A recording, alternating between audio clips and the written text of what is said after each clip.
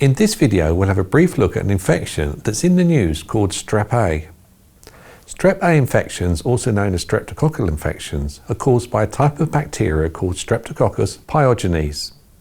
These infections are common in children and can range in severity from mild sore throats to more serious conditions like pneumonia or sepsis.